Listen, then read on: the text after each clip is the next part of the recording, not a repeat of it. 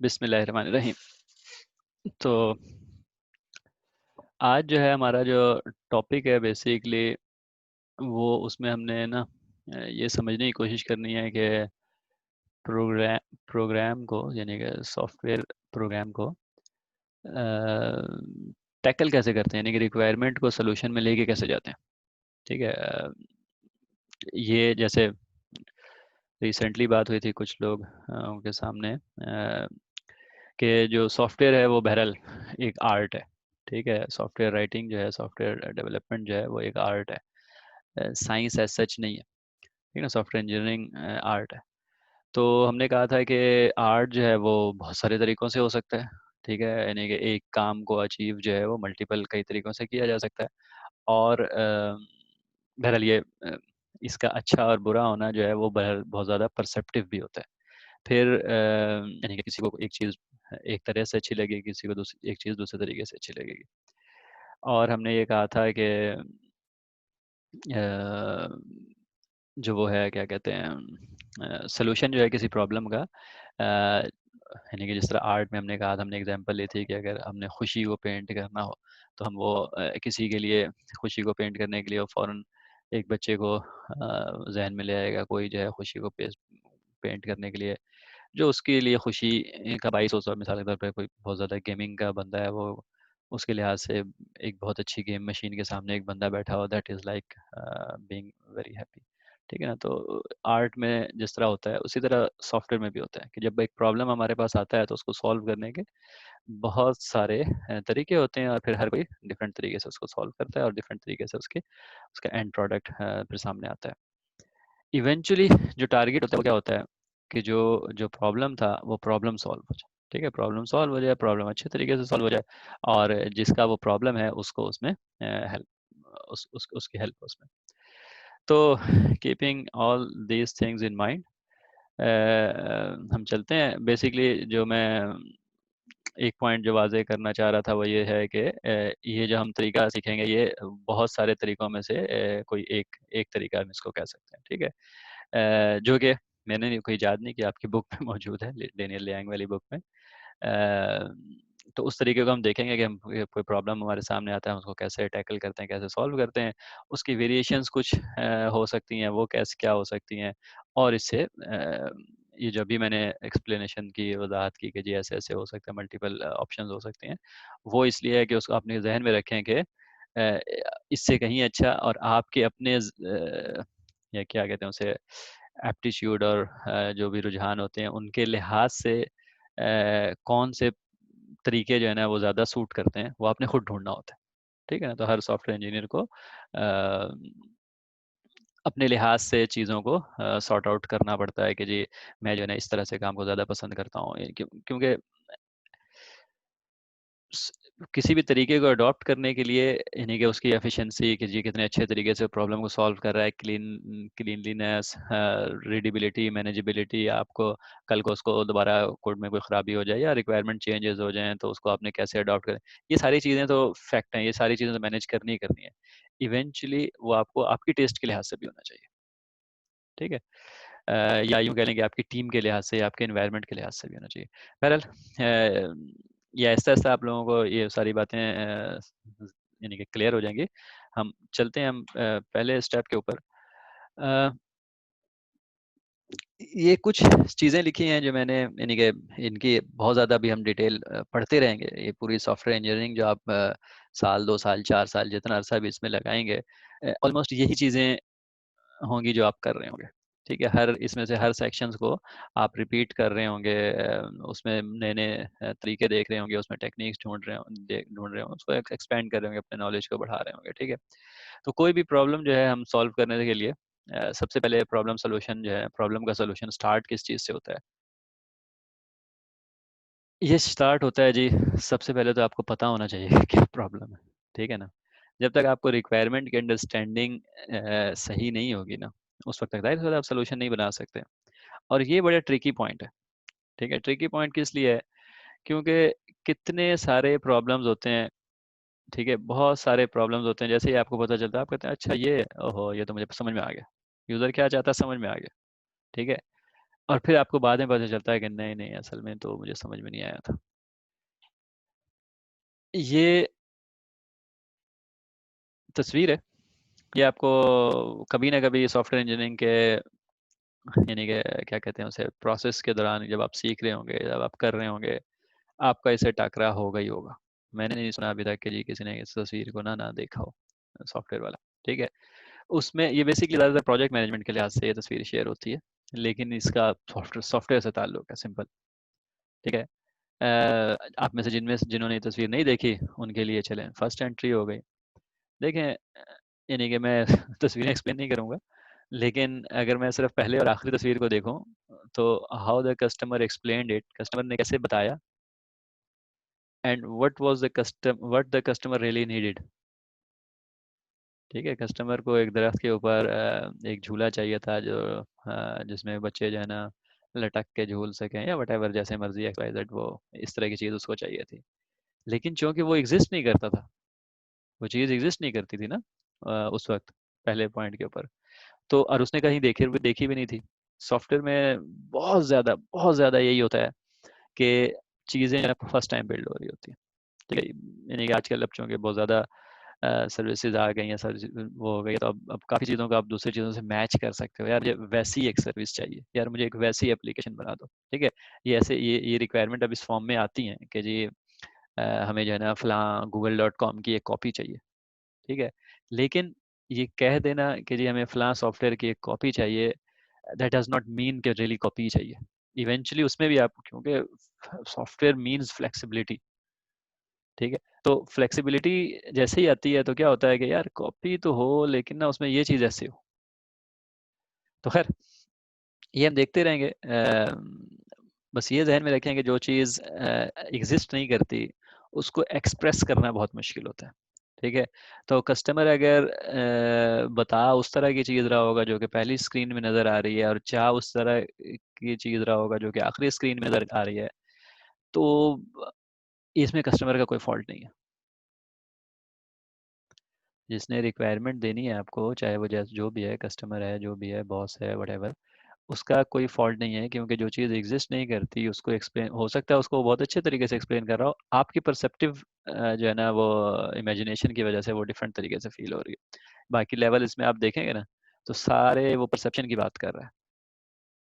ठीक है, कि दूसरों की परसेप्शन क्या थी या उनकी कैपेबिलिटीज़ क्या थी। तो ये जो है, ये यानी कि स्टार्ट होता है ये सारी, जैसे मैंने कहा कि प्रोजेक्ट मैनेजमेंट की सारी चीज़ों के ऊपर।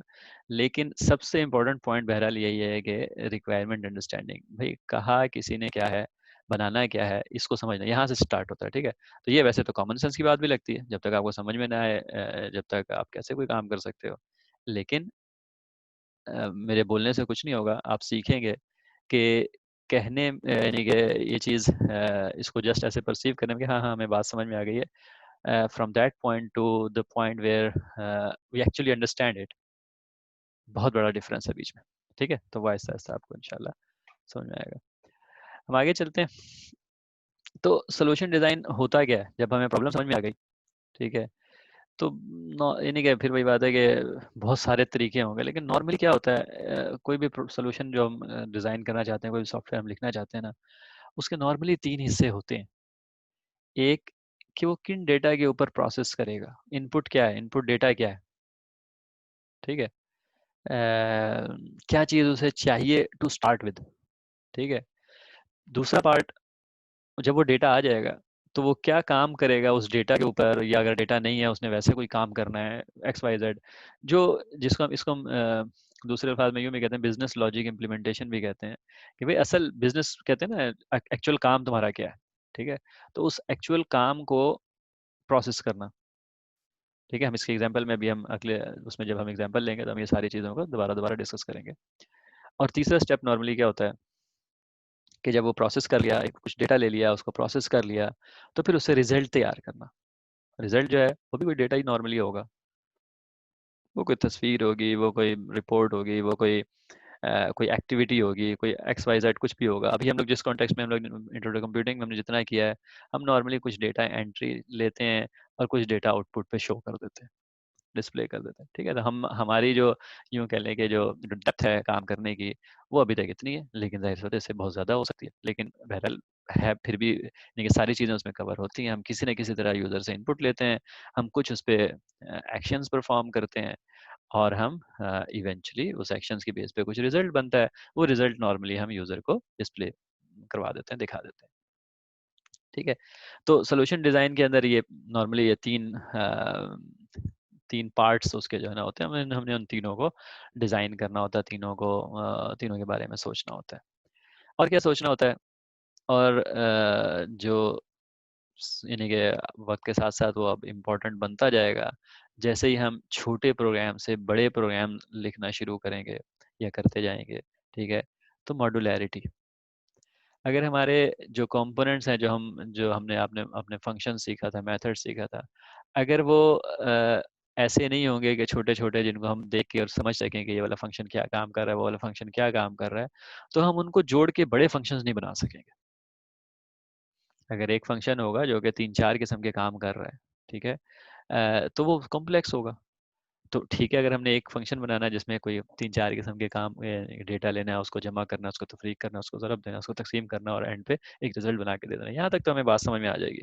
लेकिन अगर उसको 10 दफ़ा ज़रब देना है, 10 दफ़ा तक़सीम करना है, उसके बीच में कुछ और करना है, कोई बीच में कुछ और एक्शन करना है, तो फिर वो काफ़ी कॉम्प्लेक्स हो जाएगा और एक टाइम आएगा कि फिर that can not never be handled.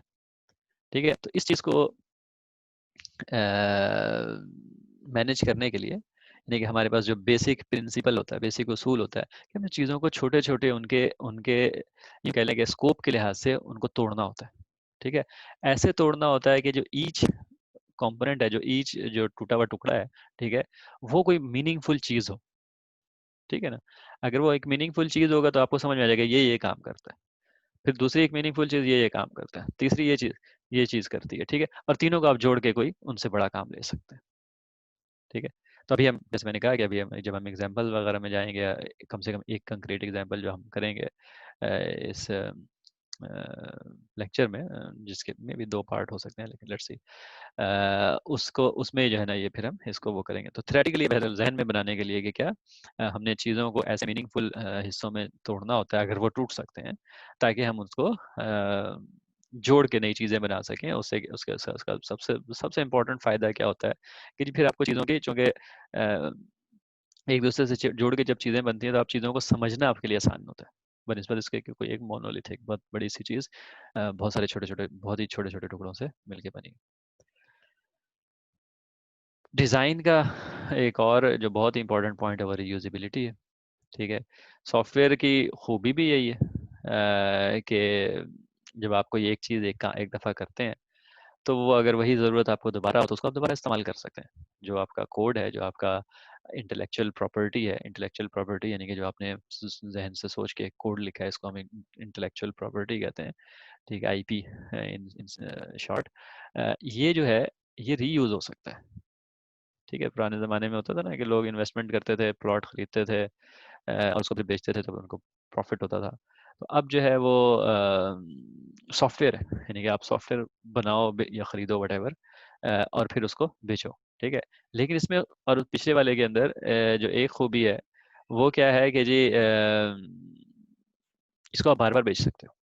अगर आपका सॉफ्टवेयर चल रहा है और सही है और किसी कस्टमर को उसकी ज़रूरत है, तो आप 1 को नहीं, आप उस 100 को बेच सकते हो, ठीक है ना? 100 को नहीं, आप अनलिमिटेड को बेच सकते हो। तो जिस तरह ओवरऑल बिग पिक्चर के अंदर सॉफ्टवेयर की रीयूजेबिलिटी है, उसी तरह उसके माइन्यूट लेवल के ऊपर, यानी कि छोटे से लेवल के ऊपर जहाँ आप कोड लिखते हैं, वहाँ पर अगर आज यूज़र से एक नंबर इनपुट लेने का एक तरीका आप ईजाद कर मतलब कोड लिखते हो उसके लिए, तो कल को अगर किसी और प्रोग्राम में उसी नंबर को इस्तेमाल करने का तरीका इस्तेमाल करना आपको है, तो आप उसी कोड को उधर भी यूज़ कर सकते हैं। तो लिहाज़ा जब भी आप डिज़ाइन करते हो तो ज़हन में रखते हो कि 2 चीज़ें, कि क्या मेरे पास इनमें से कोई कंपोनेंट रीयूजेबल लाइब्रेरी में पड़ा हुआ है? मिसाल के तौर पर यूज़र से जब इनपुट लेना है, तो क्या हमारे पास कोई इनपुट लेने का मैकेनिज़्म पड़ा हुआ है? हमें पता लगता है हाँ, स्कैनर की क्लास है। वो हमारी नहीं है, लेकिन जावा ने हमें बना के दी हुई है, तो हम उसको रीयूज़ करते हैं, नंबर 1। और अगर वो हमारी कोई चीज़ है मिसाल के तौर पर, तो हम उसको अपने आप को अपनी चीज़ को रीयूज़ करते हैं। और अगर नहीं है, तो हम ऐसी चीज़ बनाने की कोशिश करते हैं जो हम बाद में रीयूज़ कर सकें, ठीक है? अ, इससे हम आगे बढ़ें तो यूज़र एक्सपीरियंस। अब यानी कि जब भी हम कोई प्रॉब्लम को तोड़ते हैं और उसको तोड़ के मुख्तलिफ छोटे से पार्ट बनाते हैं और उसके लिहाज से फिर हम उसको सॉल्व करते हैं, सॉल्व करने के बाद हम उसको जोड़ के दोबारा एक फुल फ्लैश सोल्यूशन बनाते हैं।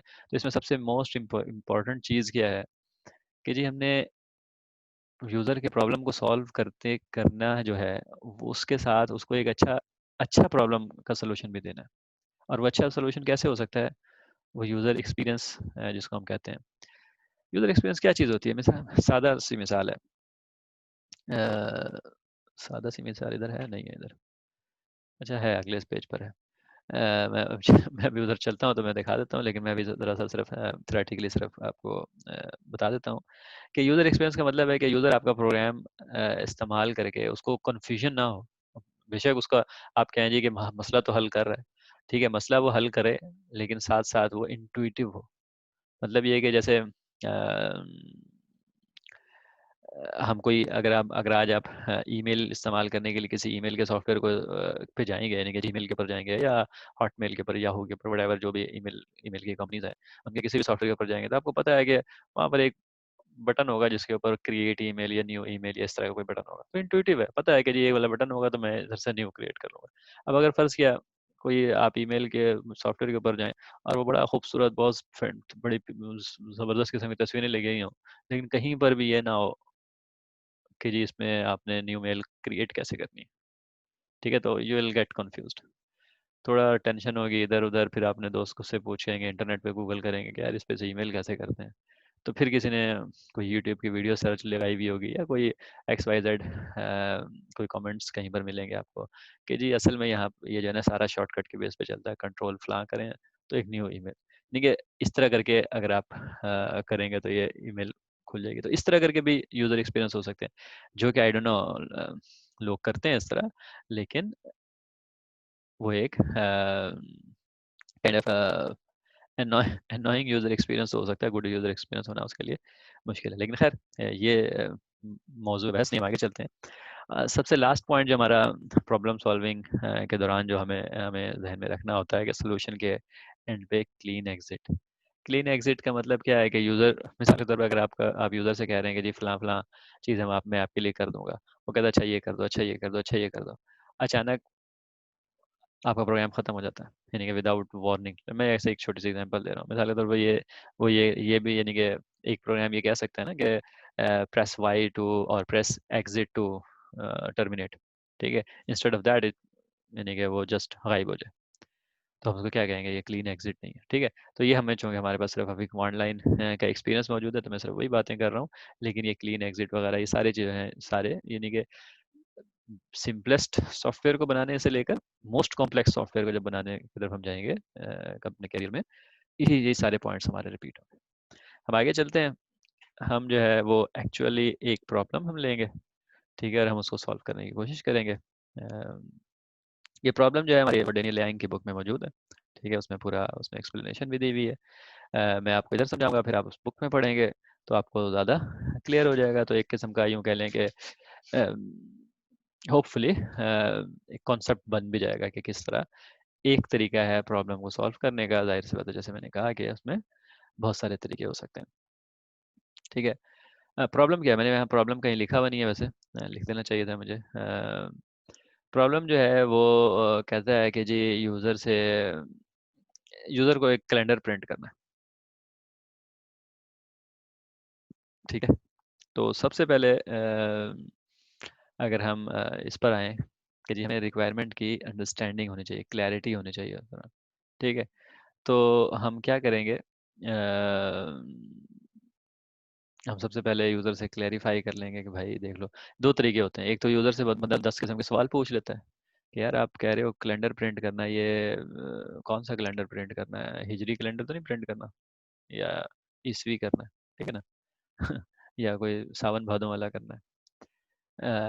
अच्छा जी, नंबर 1 हो गया। नंबर किस ईयर से लेके करना है? यानी कि 1585 का अगर आप मुझे कैलेंडर प्रिंट करने कहेंगे तो थोड़ा मुश्किल हो शायद हो सकती है, या व्हाटएवर, थोड़ी सी मुश्किल हो ना हो, कम से कम मुझे बता तो दें आपकी नीयत क्या है, ठीक है? फिर कितनी, यानी कि किस लैंग्वेज में, इंग्लिश में ही करने की बात हो रही है या किसी और में। तो ये सारी चीज़ें आपको क्लियर होनी चाहिए। अच्छा, ये एक तरीका होता है। दूसरा तरीका ये होता है कि अगर तो आपके पास क्लैरिटी इस तरह की नहीं, यूज़र ने जो रिक्वायरमेंट आई है वो सिर्फ आई है कि जी कैलेंडर प्रिंट करना है, तो फिर यू क्लियरली मेंशन कि ठीक है, आपको तो आई थी रिक्वायरमेंट कैलेंडर प्रिंट करने की, लेकिन आप कोई यूनिवर्सल कैलेंडर प्रिंट करने नहीं जा रहे, आप कोई चाइनीज ईयर का कैलेंडर नहीं प्रिंट करने जा रहे। ठीक है, हमारा सॉफ्टवेयर जो है जी वो ये वाला कैलेंडर प्रिंट करता है, नॉर्मल इसी कैलेंडर जो है वो प्रिंट करता है। ठीक है, तो ये असम्पशन, हम दूसरा तरीका ये होता है कि हम ये असम्पशंस वाजे कर देते हैं कि भाई ठीक है, आपने तो ये कहा, आप बताया था कैलेंडर प्रिंट करना, तो लिहाजा ये कैलेंडर है जो कि फलां फलां टाइप का कैलेंडर वो करता है। ठीक है, तो यहाँ पर इस इंटरफेस के ऊपर तो फिलहाल मौजूद नहीं है, लेकिन बहरहाल वो चीज़ होनी चाहिए कि जी ये अ, कौन सा कैलेंडर, तो ये रिक्वायरमेंट क्लैरिफिकेशन वाले पार्ट में आ जाएगा। ठीक है, फिर हमने कहा था कि हमारे जो जो भी प्रोग्राम होता है वो उसके तीन नॉर्मली पार्ट्स होते हैं, इनपुट, प्रोसेसिंग और आउटपुट। ठीक है, तो इनपुट का मतलब क्या है कि हम यूज़र से पूछेंगे कि हाँ भाई मुझे बताओ ज़रा कौन सा कौन से साल का कैलेंडर चाहिए। ठीक है, कौन से महीने का कैलेंडर चाहिए। अब देखें, इस प्रॉब्लम में उसने बुक ऑथर ने वो ये लिया है कि जी भाई वो एक महीने का कैलेंडर प्रिंट करता है, वो पूरे साल के 12 महीनों का कैलेंडर नहीं प्रिंट करता। तो बहरहाल ये भी एक असम्पशन है। ठीक है, तो हम यहाँ पर अपने उसमें डॉक्यूमेंट कर देंगे कि भाई our program takes input from the user about the month and the year of the desired calendar and then prints that 1 month. ठीक है, अम, तो लिहाजा इनपुट में क्या लेगा, वो ईयर लेगा, और महीने का नाम, अब महीने का नाम जनवरी, फरवरी, मार्च, अप्रैल इस तरह भी हो सकता है, लेकिन वो इस तरह भी हो सकता है कि जी महीने के नंबर दे दो हमें, वन टू लेकर वन वन टू टू 12। ठीक है ना, 1 से लेके 12 तक के महीनों के नंबर दे दो। दूसरी चीज़ इन्हीं के, हमने क्या कहा था कि हमारी प्रॉब्लम, अब हम कर क्या रहे हैं, पहले हम ज़रा सा ना थोड़ा सा हाई लेवल से, हमें प्रॉब्लम किसने कही कि भाई कैलेंडर प्रिंट करना है। ठीक है, सेकंड हमने उससे थोड़ी सी क्लैरिफिकेशन कर ली कि भाई मुझे बता दो क्या क्या तो रहे हो, कैलेंडर प्रिंट करना है, इसके क्या क्या वो है। ठीक है, वो हो गए। तो अब हम डिज़ाइन की तरफ आते हैं। जब डिज़ाइन की तरफ आते हैं तो हमारे पास तीन, जैसे हमने कहा था कि नॉर्मली तीन ब्लॉक्स होते हैं, जिसको हमने एक एक करके रिजॉल्व करना होता है। एक ये कि वो डेटा इनपुट, प्री कंडीशंस क्या है, इनपुट डेटा आएगा क्या। ठीक है, तो हमने वो करना है। दूसरी कंडीशन ये है कि, दूसरी चीज़ ये है कि जी हमने फिर उसको उसके लिए अगर हमें कोई प्रोसेस चाहिए, आई डोंट नो, अभी हम डिस्कस करते हैं कि कौन कौन से प्रोसेस उसके लिए हमें चाहिए होंगे, तो वो हम करेंगे। और तीसरा फिर हम उसको, जो हमने आउटपुट करना है, जो हमने उसका रिजल्ट निकालना है। ठीक है ना, तो वो, तो यानी कि हमने क्या किया, हमने कहा कि जी यूज़र से हम ले लेंगे साल का नाम, यूज़र से हम ले लेंगे महीनों का नाम। ये हमने काइंड ऑफ डिज़ाइन कर लिया अपने इनपुट को। ठीक है, और जैसे ये ऊपर देख रहे हैं, अब यहाँ देखें, जैसे मैंने कहा था ना, यूज़र एक्सपीरियंस अच्छा होना चाहिए, तो एंटर फुल ईयर EG 2012। अब अगर एंटर फुल ईयर लिख देते सिर्फ, तो यूज़र, यानी कि कोई शरीफ यूज़र कंफ्यूज हो सकता है कि यार फुल ईयर का क्या मतलब है। ठीक है ना, तो आगे उसने एक मिसाल के तौर पे लिख दिया 2012, यानी कि आपने 2012 पूरा लिखना है, सिर्फ 12 नहीं लिख देना। ठीक है, तो इसको हम कहते हैं यूजर एक्सपीरियंस, क्योंकि जहां पर ये पूरा जुमला लिखा हुआ enter full year example given 2012, तो उसमें कोई कंफ्यूज नहीं होगा। Enter month has number between 1 and 12। ठीक है ना, अगर इसकी जगह कोई लिख दिया एंटर मंथ और आगे एक्सपेक्ट कर रहा हो नंबर, तो कोई बंदा जनवरी लिख रहा होगा, कोई बंदा 1 लिख रहा होगा, ऐसे ही है ना, कोई बंदा JN सिर्फ लिख रहा होगा। तो इसको हम यूज़र एक्सपीरियंस कहते हैं कि जी यूज़र को कंफ्यूज नहीं करना, जो यानी कि जो उससे पूछना है, अगर फर्ज किया यूज़र से कोई कुछ से कुछ पूछना है तो उसको अच्छे तरीके से पूछो। यूज़र को कुछ दिखाना है, तो जैसे ये जो ये वाला जो पोर्शन है हमारा, हेलो मेरा पेन, ये वाला जो पोर्शन है हमारा, अ, ऐसे अच्छे तरीके से दिखाना है। फर्ज कर लेते हैं ये अच्छा तरीका है दिखाने का। ठीक है, तो इनपुट हो गया हमारा, हमने कुछ प्रोसेसिंग हमने कहा था कि हम कर लेंगे, करते हैं, और इवेंचुअली हमने आउटपुट, आउटपुट के लिए भी यानी कि जैसे ये हमने फैसला कर लिया कि हम इसको ऐसे, जैसे कैलेंडर प्रिंट होते हैं वैसे कैलेंडर प्रिंट, उसके बीच में नॉर्मली टॉप पे जो है ना मंथ और साल का नाम होता है, कोई सेपरेशन उनकी होती है, लाइनें लगा दी हैं इधर खूबसूरती के लिए, ठीक है। और उसके बाद महीनों दिनों के नाम होते हैं। नॉर्मली अगर हम पूरा नाम लिखना शुरू करते हैं तो अजीब सा डिज़ाइन बन जाएगा, तो 3 कैरेक्टर्स इस्तेमाल करके हम दिनों के नाम लिखते हैं। और उसके बाद हम राइट लाइन्ड टेक्स्ट में महीने के दिन लिख देते हैं, ठीक है। तो ये एक यानी कि डिसाइड हमारा करने की चीज़ है कि हमने प्रॉब्लम को सोचा, हाई लेवल पे हमने सोचा कि हम यूज़र से ये इनपुट ले लेंगे और हम आउटपुट हम ये निकालेंगे। तो हम बीच की प्रोसेसिंग जो है फिर उसके साथ साथ हम देखते हैं।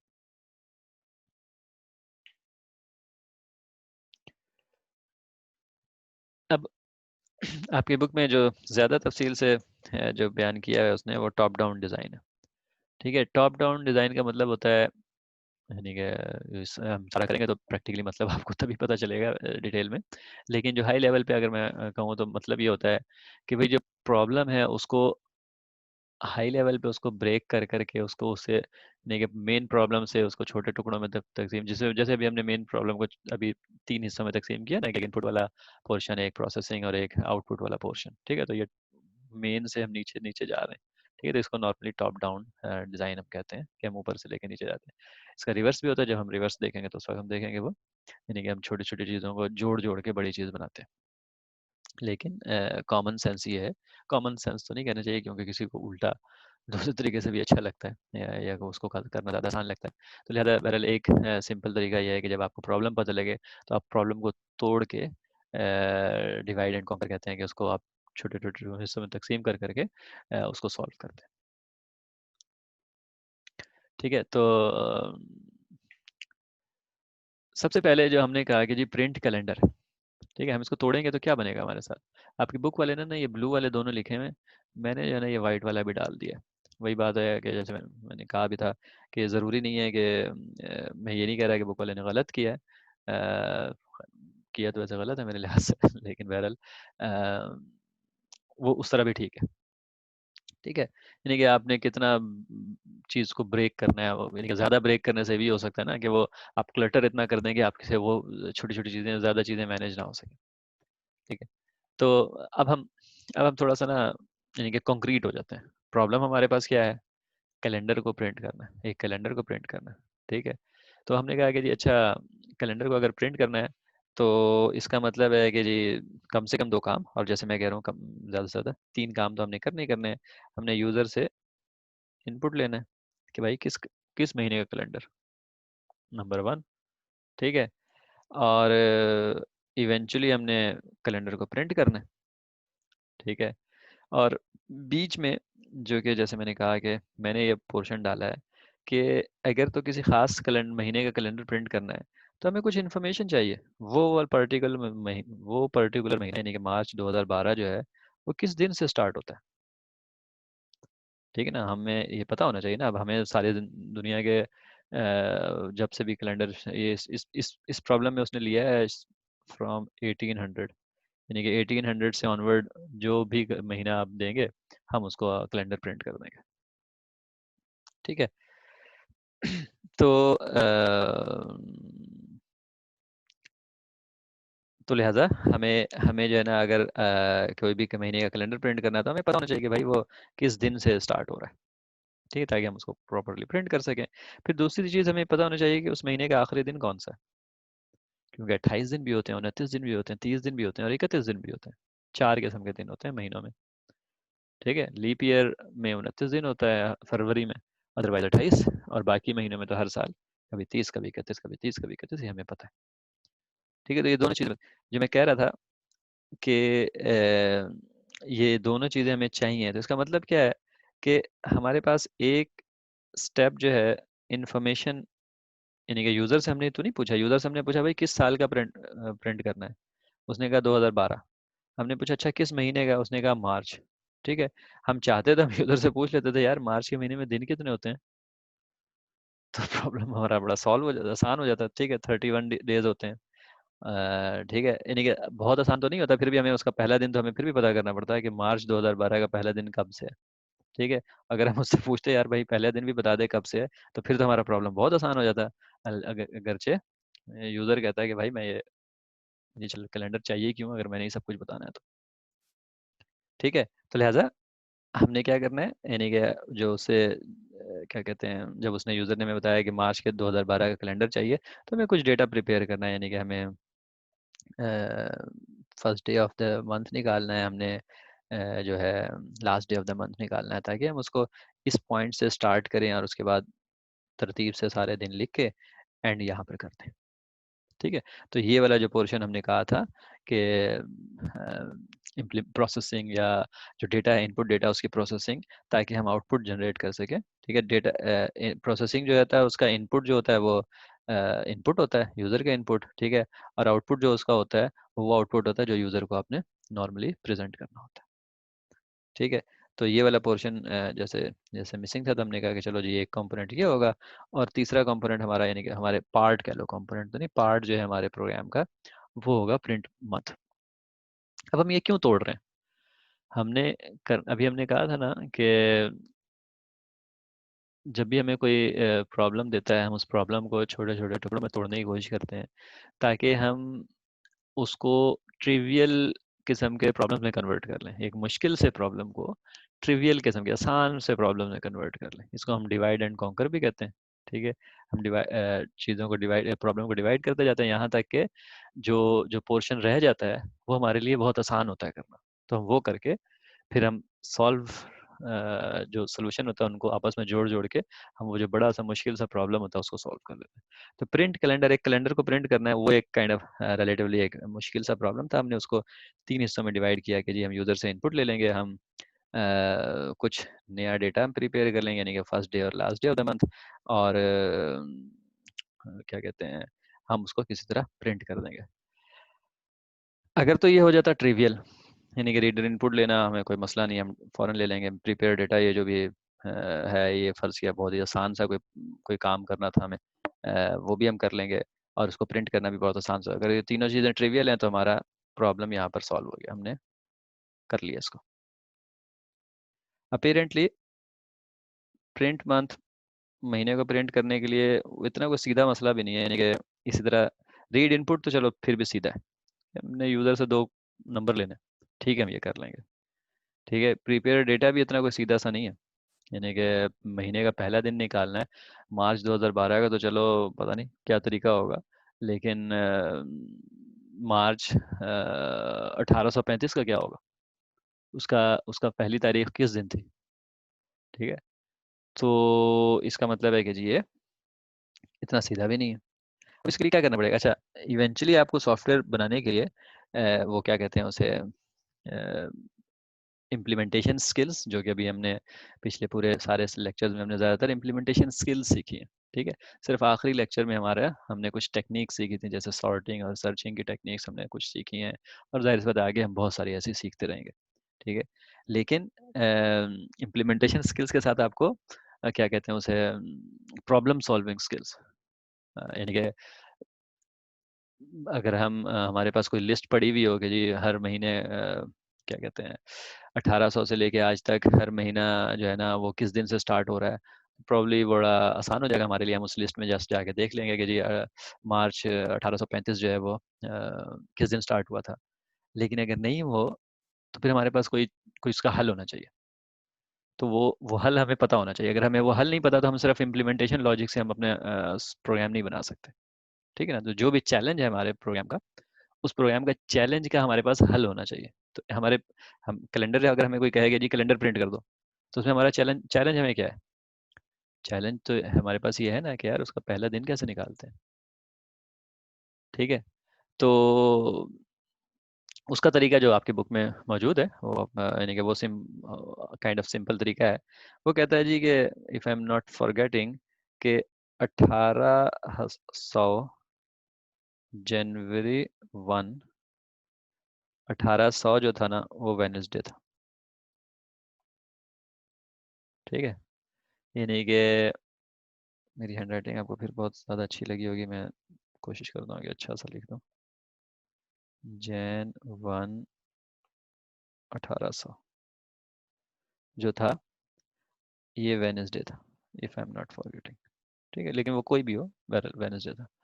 तो इसका मतलब है कि वेनसडे जो है वो 0, 1, 2, 3, तो third day of the week है, मंडे से अगर वीक स्टार्ट होता है, तो third day of the week है, इसका मतलब है कि थर्ड डे था वीक का जब जो है ना स्टार्ट हुआ था।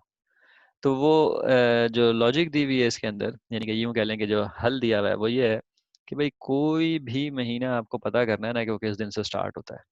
तो हमें ये पता है कि जनवरी 1 1800 जो है ना वो वेनसडे था। तो आप ये करो कि फर्ज किया आपको ये पता करना है 12 मार्च, सॉरी मार्च 2012 जो है ना वो कब है। तो मार्च 2012 की पहली तारीख से पहले जितने भी दिन हैं अंटिल सन 1800, जनवरी 1 सन 1800, ये सारे दिन काउंट कर लो। ठीक है, वो सारे दिन अगर हम काउंट कर लें, हमें पता है कि वो जो जनवरी थी ना वो बुध को थी। ठीक है, तो उसका अगर हम मोड 7 लें तो जो रिजल्ट आएगा, यानी कि यूं कह लेते हैं कि जो मोड 7 का जो रिजल्ट आएगा प्लस वो क्योंकि वेनेसडे वेनेसडे था ना, +3 होगा कि -3 होगा, वट एवर +3 होगा मेरे ख्याल में, वो हमें बता देगा दिन क्या है। इसको मैं सादा कर लूँ, थोड़ा सा आसान आपके लिए कर लूँ, तो हम इसको यूं कर लेते हैं कि जनवरी 1 वेनेसडे थी, जनवरी 4 जो है ना वो संडे थी। ठीक है, जनवरी 5 कर लेता हूँ, जनवरी 5 जो है वो मंडे था। ठीक है, तो अगर आप दिन निकाल लें जनवरी 5 से लेके जनवरी 5 1800 से लेके जो भी है ये 28 या 29 फरवरी ऑफ 2012। ठीक है, उसमें जितने दिन थे उसको आप मोड 7 से डिवाइड करेंगे, मोड 7 करेंगे तो उसका जो भी जवाब आएगा, अगर फर्ज किया 4 आएगा तो इसका मतलब है कि वो था। ठीक है, तो ये अब ये लॉजिक एक आपके उसमें दिया भाई, ये सिंपल है वैसे तो, लेकिन अगर आपको नहीं समझ में आती तो उसको थोड़ा सा और कीजिएगा, आपको समझ में आ जाएगा। कि अगर मैं आपको बताऊं कि जी आज क्या तारीख है, आज तो बहुत ही करीब की तारीख है। मिसाल के तौर पर इस महीने की जो है ना यकम तारीख थी, वो फ़र्ज़ कर लेते हैं, वो मंडे थी, ज़ीरो थी। ठीक है, तो अगर अब मैं कहूँ कि जी 23 तारीख कब होगी, तो आप 23 तारीख का मोड 7 लेंगे, तो 7 या 21, 2 23, तो इसका मतलब है वो अगर ये मंडे थी तो वो बुध होगा। ठीक है, उसमें 2 ऐड कर दें, क्योंकि साथ साथ हर 7 दिन बाद, यानी कि फिर दोबारा मंडे आएगा, फिर दोबारा मंडे आएगा, फिर अगर उसके 2 दिन बाद है तो फिर वो ट्यूसडे और वेनसडे हो जाए। तो ये सिंपल तरीका है बहरहाल। अ, तो ये हमारे पास फार्मूला बन गया। इसका मतलब क्या है कि प्रिपेयर डेटा का के लिए हमें कोई काम करने पड़ेंगे, उसकी लॉजिक हमारे पास मौजूद है। लेकिन हम यहाँ पर ये कह रहे थे कि रीड इनपुट जो है वो तो एक सिंपल काम है, prepare data is not so simple, अगरचे लॉजिक हमें पता लग गई है। ठीक है, और प्रिंट मंथ जो है इज नॉट सो सिंपल, उसमें नाम प्रिंट करना है, उसमें कुछ डेकोरेशन प्रिंट करनी है, और उसमें जो है ना वो उसके बाद फिर जो है ना महीने के नंबर प्रिंट करने हैं। ठीक है, तो हम जाते हैं एक स्टेप आगे। हम कहते हैं यार ठीक है, फिर हम यूँ करते हैं, ये वाला प्रिंट मंथ जो है ना इतना सीधा नहीं लगता, इसको हम मजीद डिवाइड करते हैं टुकड़ों में, क्योंकि we are the divide and conquer expert. तो हम डिवाइड करते हैं कि जी प्रिंट मंथ करने के लिए हमें जो है ना उसके टाइटल को प्रिंट करना पड़ता है, और फिर उसकी बॉडी को प्रिंट करना पड़ता है। बेसिकली 2 काम करना पड़ता है। टाइटल मोर और लेस जो है ना बड़ा स्टैगनेंट सा सीधा साधा है, कि हमेशा इस जगह पर महीने का नाम होगा, इस जगह पर साल का नाम होगा। ठीक है, अब वो चेंज होगा लेकिन इसी जगह पर होगा। नीचे लाइन होगी, ये तो बिल्कुल ही फिक्स है, उसके नीचे दिनों के नाम होंगे, बिल्कुल ही फिक्स है। ठीक है, तो टाइटल प्रिंट करना तो बड़ा बहरहाल बहुत आसान काम है, एज लॉन्ग एज उसको ये दोनों इन्फॉर्मेशन मिल जाए, महीने का नाम और साल का नाम, तो मैं इसको प्रिंट कर दूंगा, यानी कि ये तो कोई मसला नहीं है। ठीक है, तो I don't know, most probably print, जिस तरह हमने कहा कि रीड इनपुट बहुत स्ट्रेट फॉरवर्ड है, हम उसकी मजीद डिटेल में नहीं जाएंगे, इसी तरह प्रिंट मंथ टाइटल जो है वो बड़ी स्ट्रेट फॉरवर्ड है। प्रिंट मंथ बॉडी क्या चीज़ है, काइंड ऑफ स्ट्रेट फॉरवर्ड है अगर हमें पहले दिन का पता हो और आखिरी दिन का पता हो। ठीक है, हम देखते हैं। अच्छा, उसने, ये आपकी बुक वाले ने बेसिकली कहा है कि प्रिंट मंथ टाइटल वैसे तो स्ट्रेट फॉरवर्ड है, लेकिन बहरहाल उसको इस चीज़ का पता होना चाहिए, मंथ का नाम। ठीक है ना, तो और साल का नाम भी होना चाहिए, वैसे वो उसने शायद नहीं लिखा है, if I am not wrong, हाँ उसने नहीं लिखा है। तो बहरहाल ये दो दो डेटा उसके पास होना चाहिए, बट दैट्स इट। लेकिन हम इसको ट्रिवियल कह सकते हैं। ठीक है ना, कि इसको इसको प्रिंट करना हमारे लिए मुश्किल है, तो हम इसको यहाँ पर छोड़ेंगे, हम इससे आगे चलेंगे। जो बॉडी है, बॉडी प्रिंट करने के लिए जैसे मैंने कहा ना कि आपको स्टार्ट डेट चाहिए, आपको काइंड ऑफ एंड डेट चाहिए। इसने इस तरह किया है कि get number of days in month, यानी कि स्टार्ट डेट पता हो और महीने में दिन कितने हैं पता हो। मार्च में 30 दिन है। अच्छा, चलें, गुड हो गया ये। आपकी बुक का एक और एरर मिल गया। बुक आपकी बड़ी अच्छी है लेकिन इस तरह की पता नहीं क्यों। मार्च में बहरहाल 31 दिन होना चाहिए, if I am not wrong, कि ये मार्च 2012 को स्पेशल ना हो अनलेस। तो यहाँ पर इन एनी केस यहाँ पर 31 तारीख होगी। तो दो चीज़ें हमें, बॉडी प्रिंट करने के लिए हमें दो चीज़ें चाहिए। एक कि वो स्टार्ट कहाँ से हो रहा है, एक वो एंड कहाँ पर हो रहा है। जिसका दूसरा तरीका ये है कि उसमें दिन कितने हैं। दोनों में से एक चीज़ हमारे पास हो तो हम कर सकते हैं ना, दिन कितने हैं तब भी हम एंड तक जा सकते हैं, और एंड कहाँ पर हो तभी हम जा सकते हैं। ठीक है, तो ये दो चीज़ें मिल, अच्छा इनको मैं कह रहा था बेसिकली ये डेटा प्रोसेसिंग है। गेट स्टार्ट डे जो है, तो ठीक है, वो बेसिकली इसके बच्चे हैं, ठीक है ना। और इसके बच्चे बेसिकली प्रिंट मेथड बॉडी का मिल जाएंगे। लेकिन खैर आपके बुक वाले ने उसको उसमें डिवाइड किया, उसी के अंदर किया, तो हम उसी तरह चल रहे हैं। हम अपने तरीके को यानी कि सेपरेट नहीं कर रहे। हो सकता है इसकी एक रीजनिंग यूँ कह लें कि जस्टिफिकेशन ये हो सकती है कि इनको ज़्यादा डिवाइड करने से वो रिलेटिवली प्रॉब्लम सॉल्विंग थोड़ी सी कॉम्प्लेक्स हो सकती है। लेकिन खैर दोबारा मैं समरी करता हूँ। कैलेंडर प्रिंट करना था हमने, हमने कहा उसके दो या तीन पार्ट्स होते हैं। काम, इस काम के को दो या तीन टुकड़ों में हम डिवाइड कर सकते हैं। एक के जी इनपुट लो, दूसरा जो के जी उसको आउटपुट प्रिंट कर दो। आउटपुट करने के लिए हमें कुछ इंफॉर्मेशन चाहिए, ठीक है। तो ये तीसरा काम हो सकता है या उसमें मर्ज हो सकता है। अच्छा जी, हमने कहा इनपुट लेना तो बड़ा सिंपल काम है, हम ले लेंगे। लेकिन जो प्रिंट करना है ना, वो बेसिकली उसके दो पार्ट होते हैं। एक उसका ऊपर वाला हिस्सा होता है टाइटल, और एक होती है बॉडी। टाइटल के लिए तो हमें नाम और उसका साल भी होना चाहिए यहाँ पर, ईयर। ये दोनों चीज़ें मिल जाएं, गेट ईयर नेम और गेट मंथ नेम, तो हम टाइटल को प्रिंट कर सकते हैं। और और ये चीज़ तो ट्रिवियल है, क्यों? क्योंकि ये हमें इनपुट में मिला है, ठीक है ना। ये दोनों चीज़ें इनपुट में मिली है, तो इसको हम मजीद आगे नहीं जाएंगे, और हम हमारा ये वाला काम भी हो जाएगा। यानी कि ये वाला प्रिंट मंथ टाइटल थोड़ा सा मुश्किल काम था, क्यों? क्योंकि हमें ईयर और नेम चाहिए थे। लेकिन ईयर और नेम हमारे ट्रिवियल हैं, तो यानी कि वहाँ से इनपुट में हमें मिल सकते हैं, तो फिर हमारा ये वाला काम भी डन हो गया। ठीक है, इसको मैं टिक लगा देता हूँ। और जो प्रिंट मेथड मंथ बॉडी था, वो हमने कहा कि उसके लिए हमें उसका स्टार्ट डेट और total days of the month मिल जाए, तो हम ये 31 दिनों वाला मार्च का महीना प्रिंट कर सकते हैं। ठीक है, मैं आगे चलता हूँ। आगे क्या है?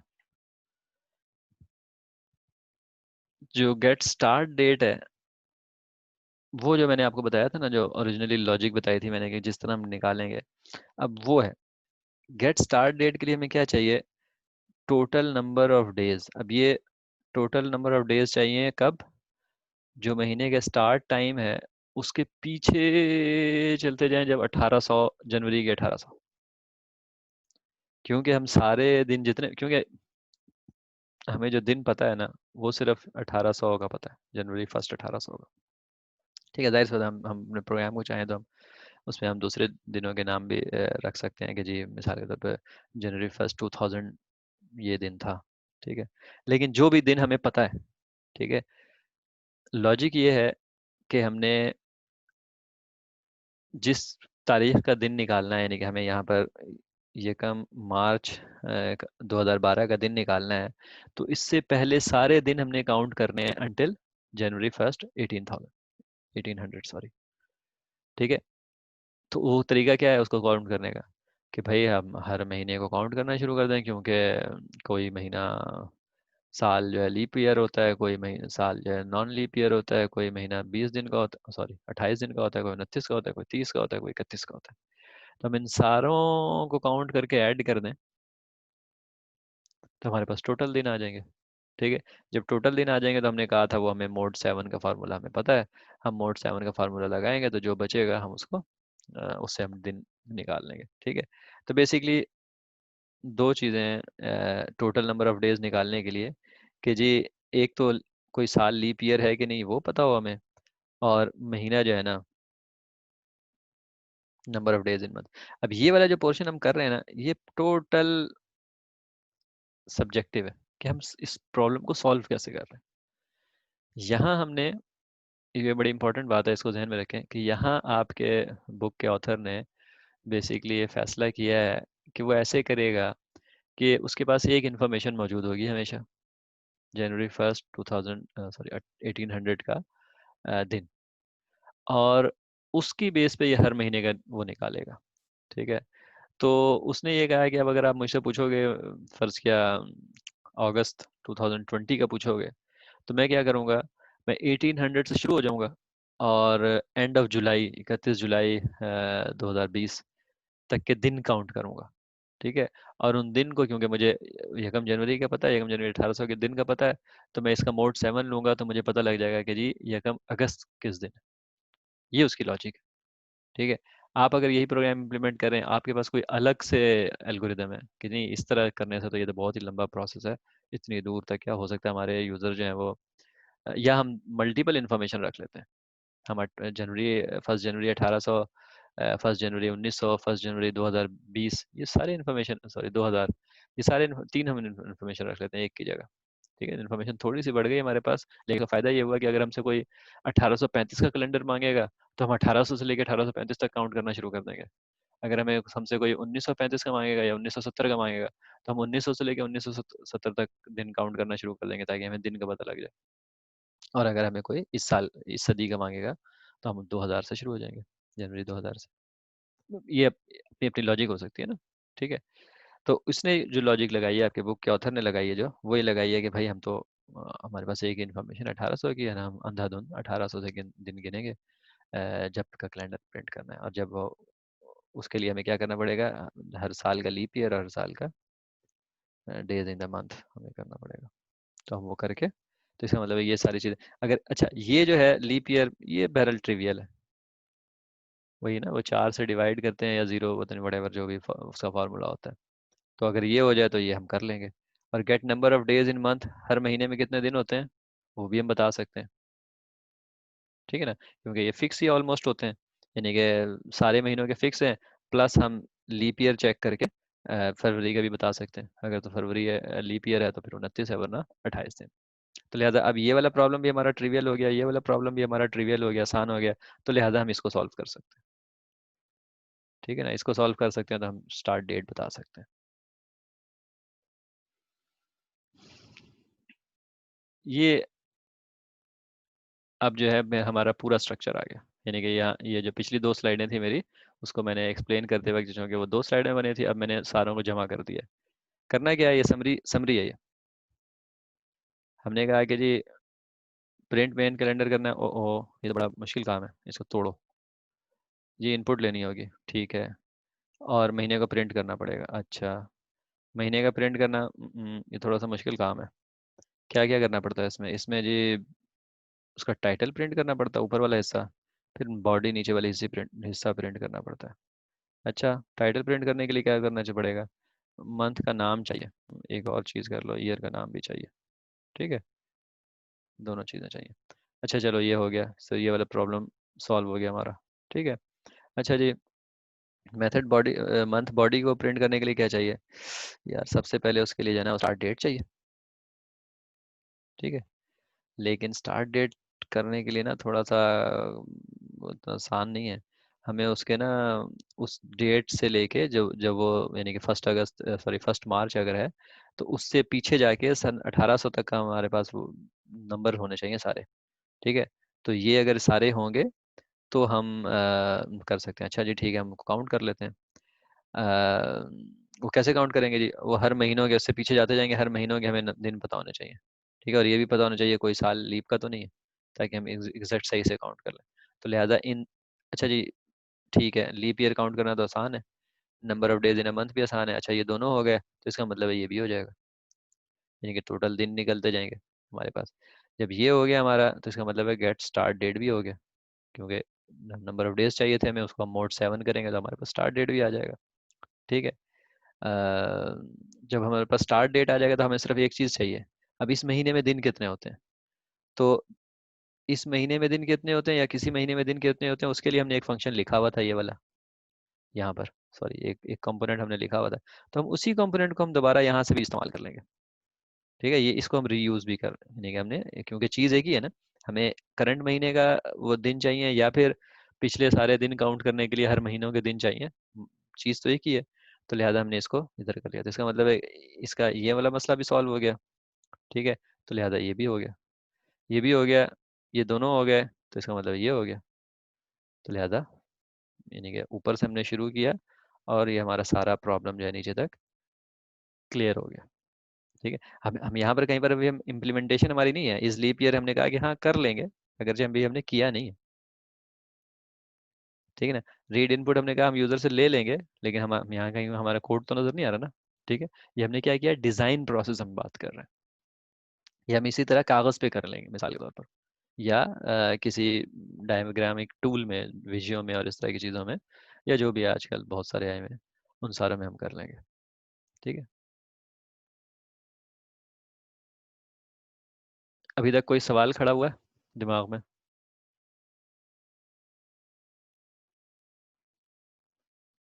बहुत आसान है।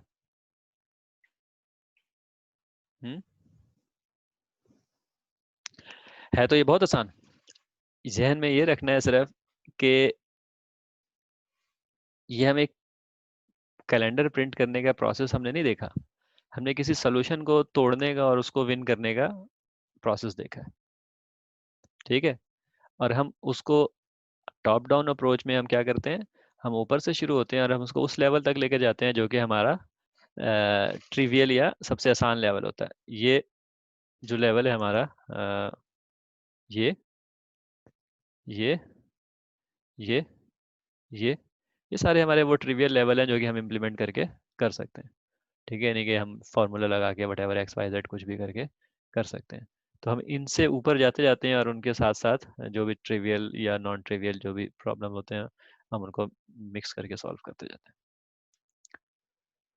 ठीक है, चले हम आए इसको, हम ज़रा अगले लेवल, इससे थोड़ा सा एक स्टेप और आगे जाते हैं।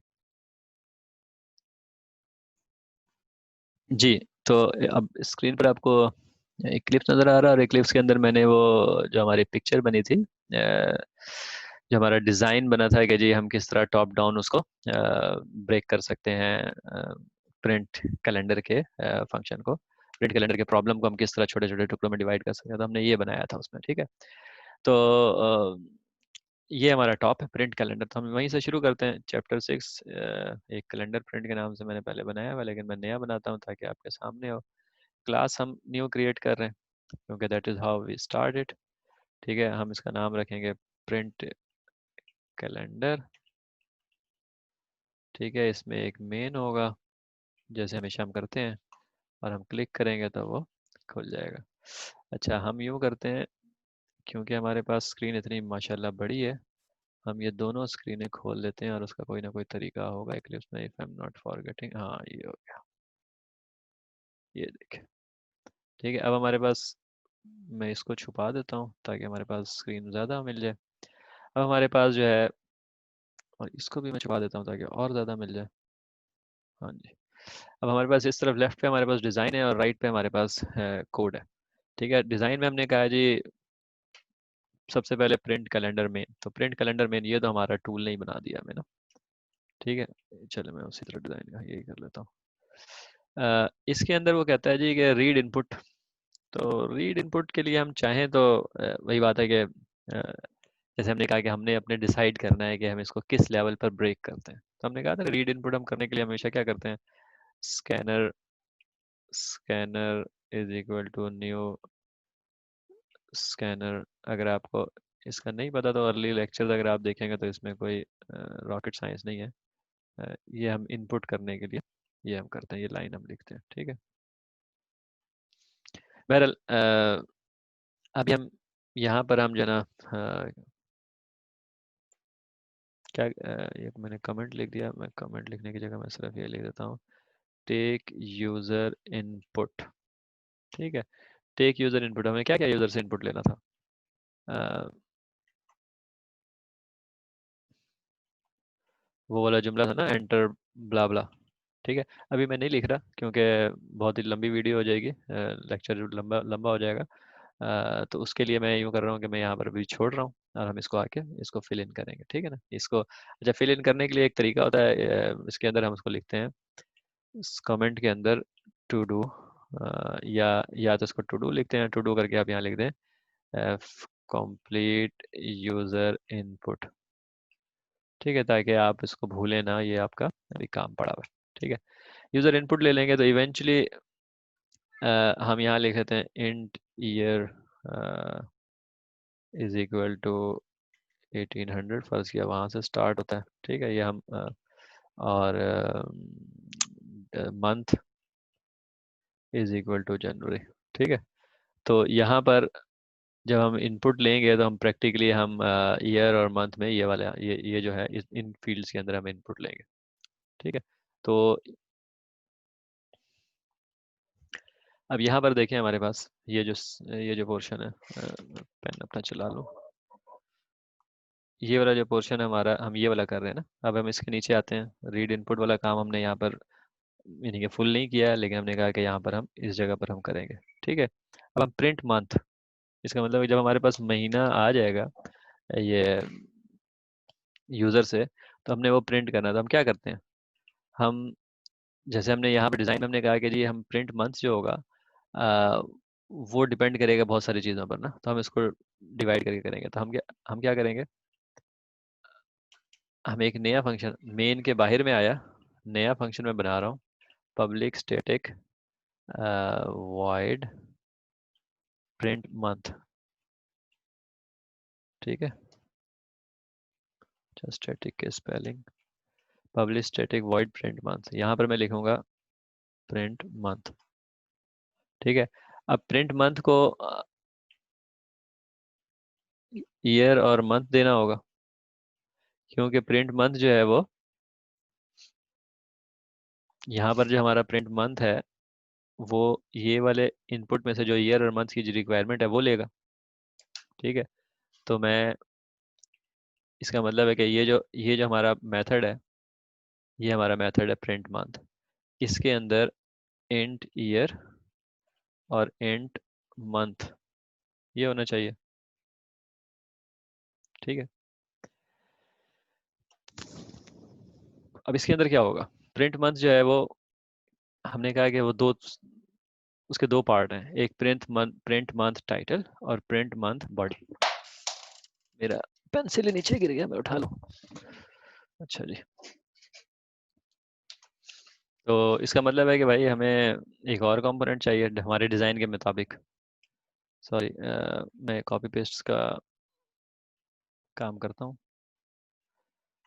ताकि मेरा काम जल्दी हो या कम से कम हो जाए।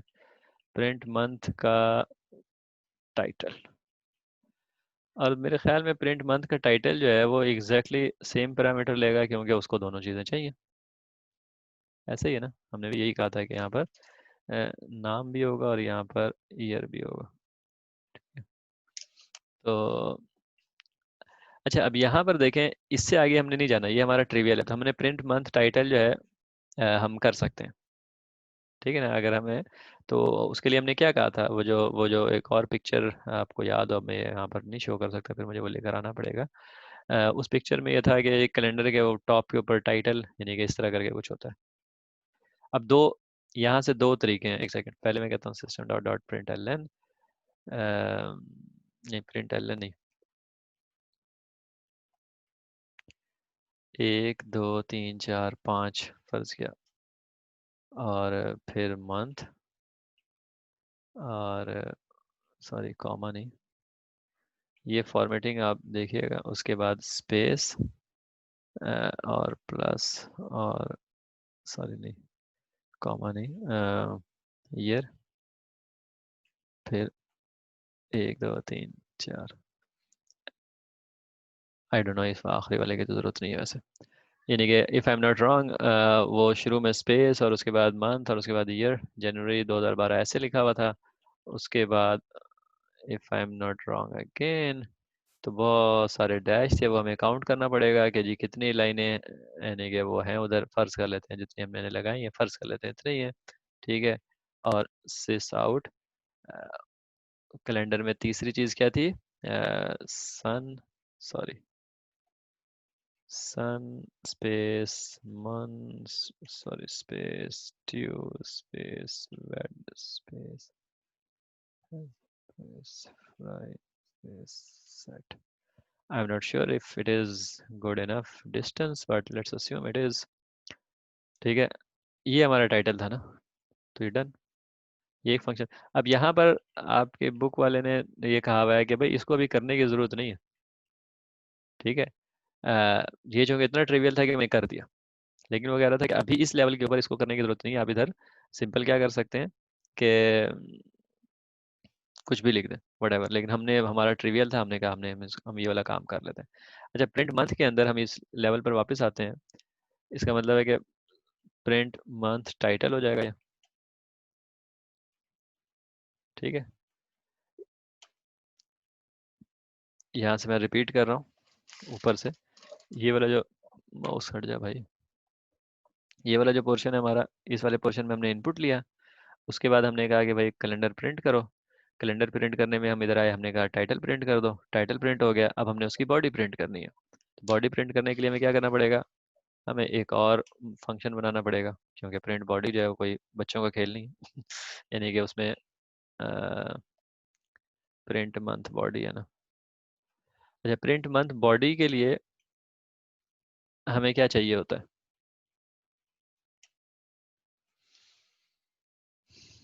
प्रिंट मंथ बॉडी के लिए भी हमें ये चाहिए होगा, इंट ईयर और इंट मंथ।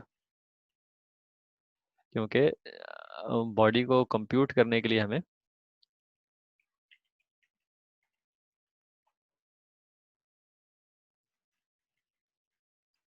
बॉडी, अब हमें बॉडी को, उसका जो first day, print month body को करने के लिए, सॉरी मेरा पेन वापस आ जाए भाई, हाँ यार। प्रिंट मंथ बॉडी को करने के लिए हमें उसका फर्स्ट डे चाहिए। फर्स्ट डे करने के लिए हमें उसका स्टार्टिंग डेट चाहिए ना, ताकि उससे पीछे से हम काउंट करें।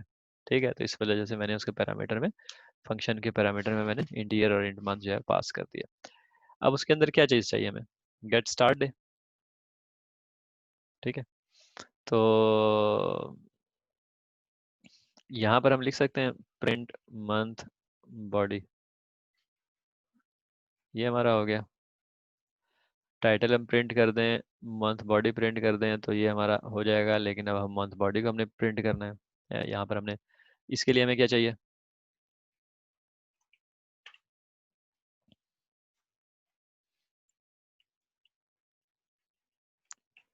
यहाँ पर देखें, मंथ बॉडी के अंदर स्टार्ट डेट और number of days in month, ये दो फंक्शन हमें चाहिए।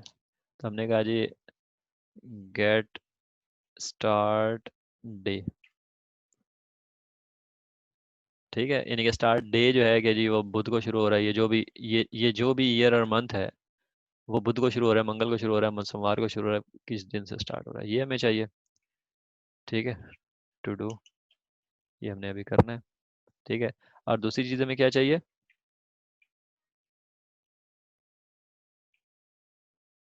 Public static get number of days in month, int कर लूँ इसको मैं, ये रिटर्न करेगा get number of days in month.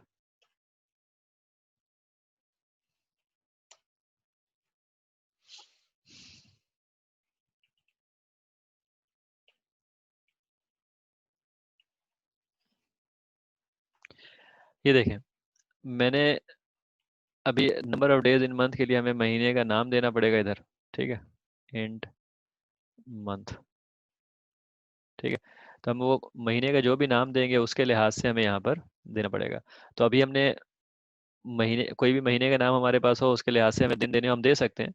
लेकिन जब तक हम नहीं दे अभी हमें, हमें टॉप डाउन अप्रोच है ना, हम पहले सारे वो कर रहे हैं, हमें एक इवेंचुअल कोड को, यानी कि उसके निचले लेवल को हम नहीं देख रहे, हम ऊपर से देख रहे हैं। ठीक है, तो हम कहते हैं कि हाँ ये काम हम कर लेंगे, हमने यहाँ टू डू लिख दिया, ये काम हमारे पास है पेंडिंग। ठीक है, हम number of days in month कैसे कंप्यूट करना होता है वो हम कहीं पर कोई लॉजिक उसकी लगा लेंगे, हम देख लेंगे। अभी हम क्या करते हैं, हम यहाँ पर क्योंकि रिटर्न करना जरूरी है, तो मैं ऐसे 31 कर देता हूँ। ठीक है, तो लिहाजा ये हर महीने का, ये जाहिर सी बात है, ये सही नहीं है, ये गलत है। ठीक है, लेकिन चूंकि मैंने इसके ऊपर लिखा हुआ टू डू, इसका दूसरा तरीका ये फिक्स मी, एक और भी होता है। यानी कि फिक्स मी नॉर्मली लिखते हैं जो कि कोई बग हो। ठीक है, और जिसको में कुछ आपने सही करना हो, जो कि यहाँ पर है। और टू डू के लिए हमें पता है अभी हमें इनकम्प्लीट काम चल रहा है या इसको हमने इम्प्रूव करना है। ठीक है, तो इस केस में मैं फिक्स में लिख देता हूँ। तो get number of days in month, ये हो गया। अब और क्या है इसमें? Get start day,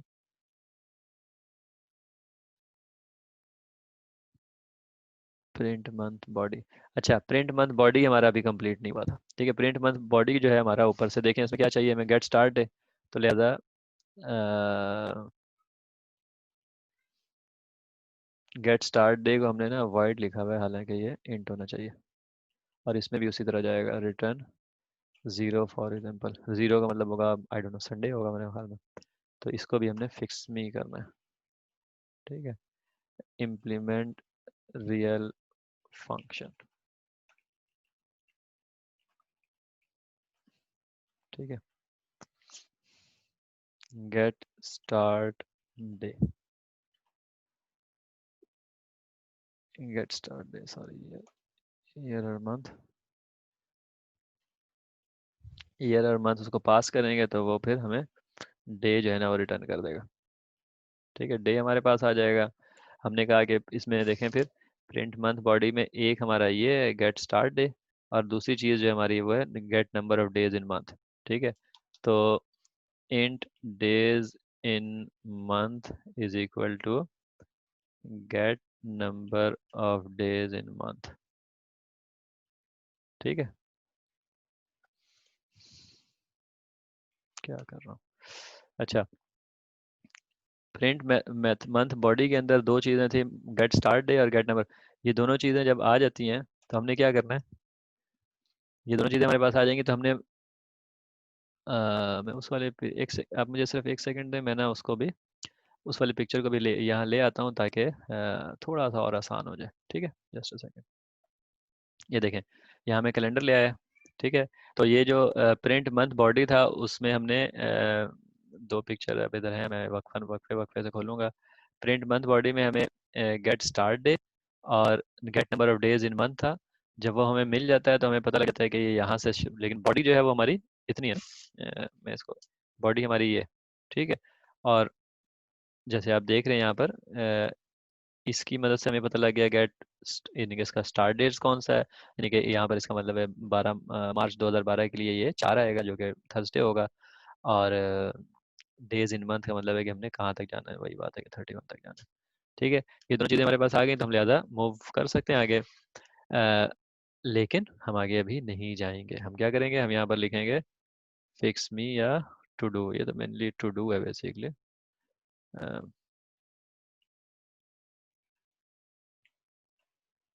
print month. ठीक है, ये हमारा टू डू हो गया कि ये मंथ को एक्चुअली प्रिंट करना है फ्रॉम जहाँ से भी वो डे स्टार्ट हो रहा है। ठीक है, उसका जो भी तरीका होगा। हम वापस आते हैं अपने डिज़ाइन के ऊपर। ये वाला प्रिंट मंथ बॉडी हमने दोनों चीज़ें ये भी कर लिया ये भी कर लिया, गेट स्टार्ट डे। अब गेट स्टार्ट डे जो था उसको चाहिए था get total number of days. तो हम उसको थोड़ा सा डाल देते हैं इसमें, int total days is equal to.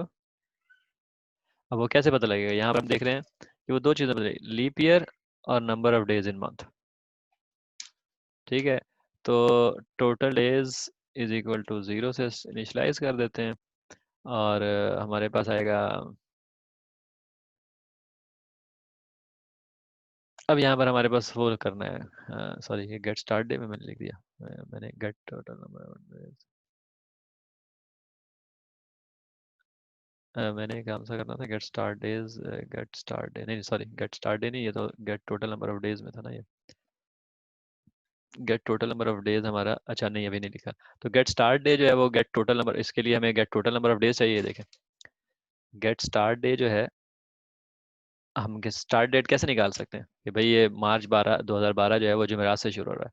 हमने क्या कहा था, हम उसको निकाल सकते हैं अगर हमारे पास सारे दिन 1800 से लेकर अब तक आ जाए। ठीक है, तो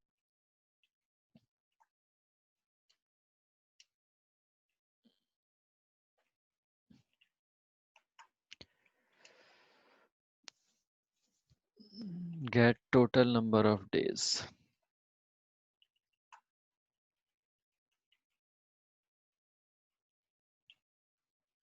gate total number of days अगर हमारे पास हो फ्रॉम ये, ठीक है, तो हम कर सकते हैं। और ये भी रिटर्न इंट कर रहा है, तो इसका मतलब है कि इंट, यहाँ पर मैं लिख देता हूँ कुछ भी, ठीक है, 2563 दिन फर्ज कर लेते हैं। और हम, मुझे पता है कि चूंकि मैंने ऐसे गलत चीज़ लिखी है, तो इसका मतलब है कि ये get total number of days. अच्छा, लेकिन ये हमें पता है कि टोटल नंबर ऑफ डेज को चाहिए इज लीप ईयर, ठीक है। हर ईयर को हमने चेक करना है कि वो लीप ईयर है कि नहीं। यार एक सेकेंड,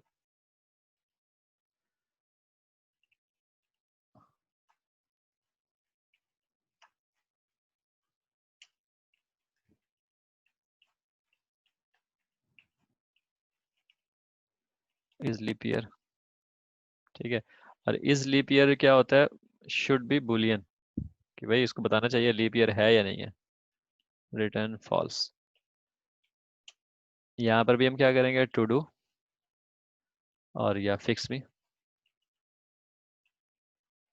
ठीक है, इम्प्लीमेंट दिस,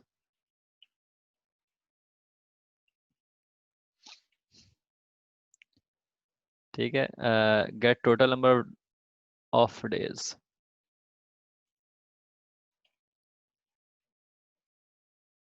ठीक है। अच्छा, और ये भी अभी इम्प्लीमेंट दिस। अब आप सोच रहे होंगे आप लोग कि मैं, अच्छा अब जो है ना, मैंने वैसे एक बात बता दूं पहले, कि सारे मेथड जो मैंने यहाँ पर लिखा, डिजाइन बनाया है ना, टिंग टिंग टिंग टिंग टिंग टिंग टिंग टिंग टिंग, ये सारे जो हैं 1 2 3 4 5 6 7 8 9, सारे मेथड मैंने यहाँ लिख दिए, ठीक है। लेकिन कितने सारों के अंदर फिक्स में ये लिखा है। अब आप इसको ज़रा सा हाई लेवल पर सोचें, कि मेरे पास एक प्रॉब्लम था, कैलेंडर प्रिंट करना है, मैंने कहा यार यूज़र से इनपुट लेना होगा, अच्छा लेता हूँ। उसके बाद महीना प्रिंट करना होगा, महीना प्रिंट करने के लिए मुझे टाइटल प्रिंट करना होगा, बॉडी प्रिंट करनी होगी, ठीक है। बॉडी प्रिंट करने के लिए मुझे, पहले पहले टाइटल की तरह, टाइटल प्रिंट करने के लिए, ओ यार ये तो बड़ा सिंपल है, ये मैं कर देता हूँ, ये मैंने कर दिया, ठीक है।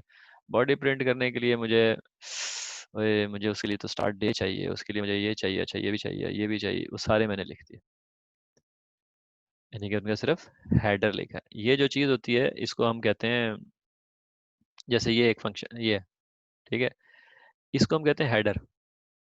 ये जो इन्फॉर्मेशन है ना, क्या कहते हैं, इसको मैं, एक सेकंड मैं यहाँ पर इस्तेमाल कर लेता हूँ। किसी भी फंक्शन में उसका जो सिग्नेचर वाला पार्ट होता है, कि जी उसका नाम क्या है, उसके पैरामीटर क्या है, इसको हम कहते हैं हेडर, ठीक है। और नीचे उसकी जो एक्चुअल इम्प्लीमेंटेशन होती है उसको हम बॉडी कहते हैं, ठीक है। तो मैंने क्या किया, यहाँ पर मैंने सारों के हेडर लिख दिए, बॉडी नहीं लिखी, ठीक है। जहां पर भी मुझे लगा कि बस ये तो डन है, अब जैसे मिसाल के तौर पर स्लीप ईयर, अगर मैंने इसकी बॉडी लिखनी हो, मैं क्या करूंगा, यानी कि पहले मैंने इसके ये सारा अपना आइडिया बना लिया है कि जी ऐसे ऐसे करके होगा, ठीक है। अब मैंने इसकी बॉडी लिखनी है, मैं करूँगा अच्छा ये तो सही नहीं है, मैं इसको करता हूँ यूँ, boolean leap is equal to false, ठीक है।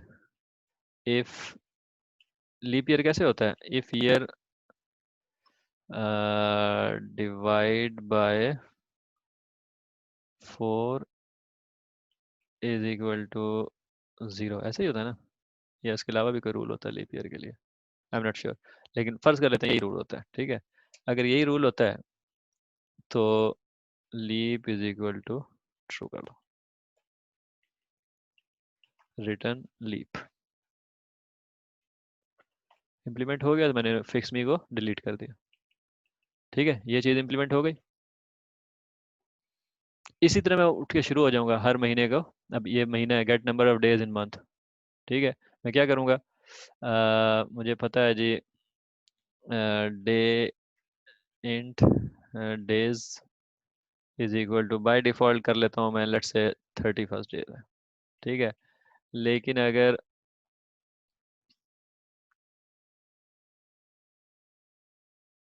अच्छा इसमें, अच्छा मैं करता हूँ इसको, if month is equal to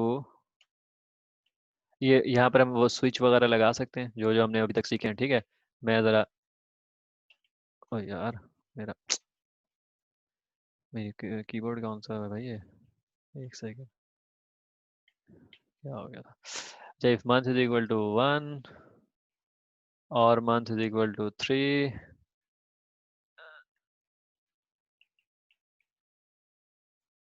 और मंथ इज इक्वल टू 3 5 और मंथ इज इक्वल टू 7 और मंथ इज इक्वल टू 7 के बाद कौन सा होता है, 8 8 8। जब मैं उल्टा कर रहा हूँ, ये इसके लिए तो मैंने डेज ही कर, नहीं, if month is equal to 2 भी नहीं, 3 भी नहीं, 4, मंथ इज इक्वल टू 6, 6 के बाद 7 भी नहीं, 8 भी नहीं, 9, 9 के बाद 10 नहीं, 11।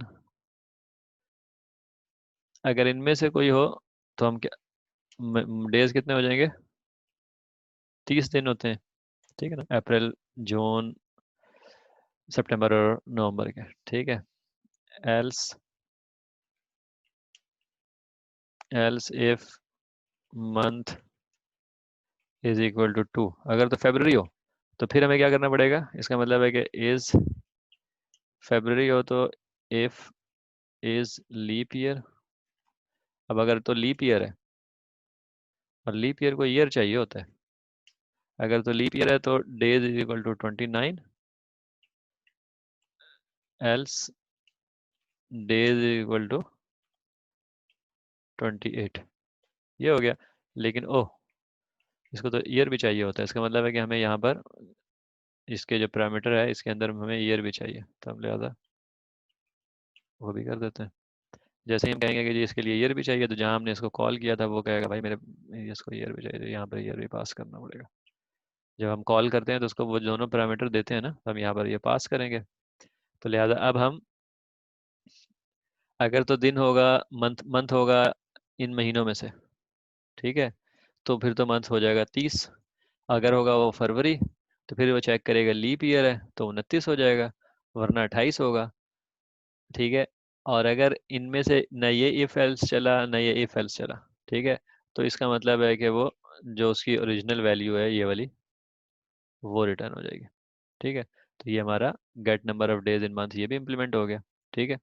और जब हमारी एक चीज़ इम्प्लीमेंट हो जाती है, सही हो जाती है, तो इक्लिप्स हमें इतनी अच्छी सी चीज़ देता है, ये देखें, ये छोटा सा नज़र आ रहा है एक माइनस का निशान, इसको हम क्लिक करें तो उसको बंद कर देता है, कहता है यार ठीक है, यू आर डन।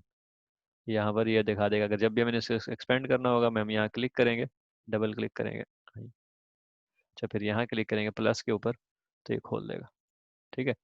लेकिन खैर, ये दोनों लीप ईयर और ये, हाँ, ये बंद होगा, जब हम उसके ऊपर माउस लेकर आते हैं तो वैसे खोल के हमें दिखा देता है। लेकिन बहरहाल ये मैं एक एक्स्ट्रा चीज़ आपको बता दी। खैर, अगेन फिर हम थोड़ा सा बैक ट्रैक करते हैं।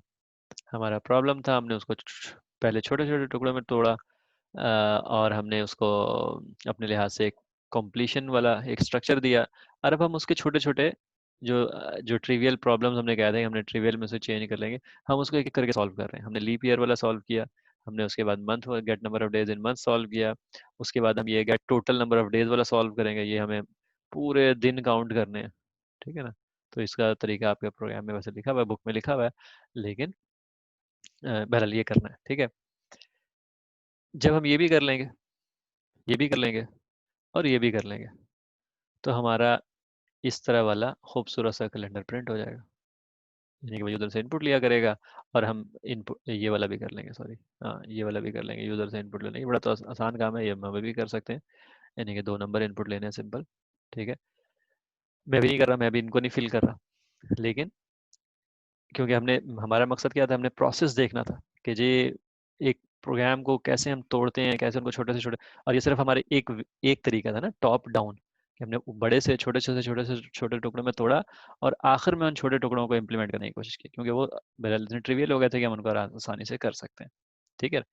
तो ये एक, यानी कि काइंड ऑफ अप्रोच है। लेकिन इसमें ये भी हो सकता है कि अगर आप इसको इस तरह तोड़ लें, और आपकी टीम में 3 बंदे हों, 4 बंदे हों, एक्स बंदे हों, वटेवर जितने बंदे बंदे हैं, तो अब आप काम डिवाइड भी कर सकते हैं। भाई तुमने जो है ना लीप ईयर कैलकुलेट करने का फॉर्मूला लिखना है, आपने जनाब जी ये total number of days calculate करने का फॉर्मूला लिखना है। अस्यूम करना है कि जी लीप यानी कि जो बंदा ये वाला लिख रहा होगा उसको हम कहेंगे भाई आप फर्ज कर लेना ये लीप ईयर वाला फंक्शन मौजूद है, आप उसको you can just call it.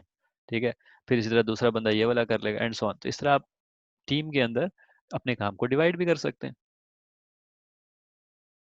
ठीक है, और यानी कि जो सबसे इम्पोर्टेंट है, I don't know if you यानी कि get that point right now और नॉट, वो ये है कि जी अब आप अपने जहन में अगर इस पिक्चर को लाना चाहें तो ये वाली जो साइड है, ये लेफ्ट वाली साइड, इसको आप बड़े आराम से जहन में ला सकते हैं। इसको आप बड़े आराम से जहन में ला सकते हैं। ठीक है, और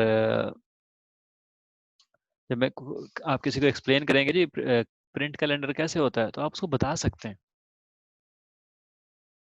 कैसे होगा वो। उसकी बॉडी का ना, बॉडी को प्रिंट करेगा, बॉडी के लिए ना उसका टाइटल पार्ट वाला जो होता है ना स्टैग्नेंट पार्ट एक किस्म का, और नीचे वाली बॉडी जो होगी हर महीने के लिहाज से होगी।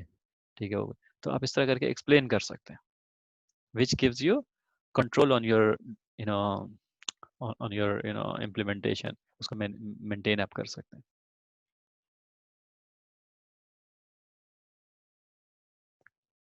ठीक है, कोई ये सुन के प्रॉब्लम को सॉल्व करने का ये तरीका जो है, आई डोंट नो, हो सकता है अभी पिछले दिनों में जब आप अपने असाइनमेंट वगैरह कर रहे हो तो ऐसे ही कर रहे हो, लेकिन does it look rather simpler, और ये थोड़ा सा और कॉम्प्लेक्स हो गई चीज़ें? क्या ख्याल है आपका अनस? अनस तो डिस्कनेक्ट ही हो गया होगा मेरे ख्याल में। हसन? डिवाइड करके सिंपल हो गया। हम्म, यानी कि असल चीज़ ये है कि जो कम। आपके जो जो जो माइंड में एक पिक्चर बनती है, उस पिक्चर को बनने में आसानी फील हुई है कि इट्स ओके, यानी कि वैसे भी ऐसे ही था? नहीं, डिवाइड करके ज्यादा आसानी हो गई है। तो बस यही चीज़ हमने इसको यानी कि अचीव करनी है, यानी कि इसके जो और दूसरे जितने भी मॉडल होंगे ना वो भी ऑलमोस्ट ऐसे ही होंगे, यानी कि जो वो है, लेकिन अचीव हमने ये करना होता है कि हम उसको मॉड्यूलर करते जाएं छोटे छोटे। ठीक है, ताकि हमें वो समझने में आसानी हो। ठीक है, हम उसको किसी को एक्सप्लेन कर सकें, हम उसको रीयूज कर सकें। अगर वो छोटे छोटे, जैसे मिसाल के तौर पर आई डोंट नो, कोई आपको ज़रूरत पेश आती है कहीं और आपने लीप ईयर कैलकुलेट करना है, तो आपको जस्ट ये वाला फंक्शन, यानी कि बहुत ही बेसिक लेवल के ऊपर देखा जाए तो ये वाला फंक्शन आपको बस कॉपी पेस्ट करना पड़ेगा। ये वाला फंक्शन यानी कि लीप ईयर को डिवाइड बाई जीरो कोई रॉकेट साइंस नहीं है, लेकिन ये रॉकेट साइंस भी हो सकती है ना, कोई मुश्किल फार्मूला भी हो सकता है यहाँ पर। ठीक है, तो रियूजेबल वगैरह करने के लिए भी यानी कि वो चीज़ जितना हम डिवाइडेबल चीज़ बना सकें। ठीक है, इसका जो दूसरी साइड है, यानी कि इसी की डायरेक्ट दूसरी साइड जो है वो बॉटम अप अप्रोच कहलाती है। ठीक है, उसमें हम क्या करते हैं, बॉटम बॉटम अप अप्रोच में बेसिकली हम इसी प्रॉब्लम को लेते हैं। ठीक है, और हम कहते हैं कि यार अच्छा इसके लिए जो है ना हमें ये इस तरह की चीज़ें करनी पड़ेंगी, हमें लीप नंबर कैलकुलेट, हमें सबसे पहले जो लॉजिक हम बनाते हैं, यानी कि हमने जैसे कहा था ना प्रोसेसिंग जो करते हैं, ठीक है, हमने प्रोसेसिंग का हमें सारे दिन कंप्यूट करने पड़ेंगे। ठीक है, तो आप सबसे पहले वो लॉजिक इंप्लीमेंट करने की कोशिश करते हो, ये वाली चीज़ है, इस लीप ईयर। ठीक है, मंथ कैसे कैलकुलेट होगा। ठीक है, और फिर इनको आपस में जोड़ते हो, अच्छा जी लीप ईयर मेरे पास आ गया और number of days in month आ गया, तो लिहाजा मैं get total number of days in month कर सकता हूँ। ठीक है, फिर आप ये इम्प्लीमेंट करोगे। तरतीब क्या होगी इम्प्लीमेंटेशन की, पहले ये होगी फिर ये, यानी कि यहाँ से हम देखें तो पहले आप ये इम्प्लीमेंट करोगे, फिर आप ये इम्प्लीमेंट करोगे, इन दोनों के बेस के ऊपर ये इम्प्लीमेंट करोगे। ठीक है, और इन तीनों के बेस के ऊपर ये इम्प्लीमेंट हो जाएगा। जब ये इम्प्लीमेंट हो जाएगा और ये वाला हो जाएगा तो उसकी वजह से ये हो जाएगा। जब ये वाला हो जाए और फिर उसके बाद ये करोगे और तो उससे ये हो जाएगा, और जब ये दोनों हो जाएंगे तो उसके से ये हो जाएगा, और फिर आप यूज़र से इनपुट लेकर पूरा प्रोग्राम कंप्लीट हो जाएगा। आपको कैसे अच्छा लगता है ये सारा उस पर डिपेंड करता है, वरना यानी कि जो है ना, इसको हम सही या गलत तरीके अप्रोच नहीं कह सकते, ठीक है, दोनों सही अप्रोच है। आर्ट में अप्रोचेस जो हैं वो सारे सही होते हैं, रिजल्ट होता है कि जी आपको वो सक्सेसफुल होना चाहिए, जो जो आपको टास्क मिला है वो उसको कंप्लीट करना चाहिए, ठीक है। दैट्स इट आज के लिए। फिर देखते हैं हम अगले लेक्चर में हम क्या मिल करते हैं।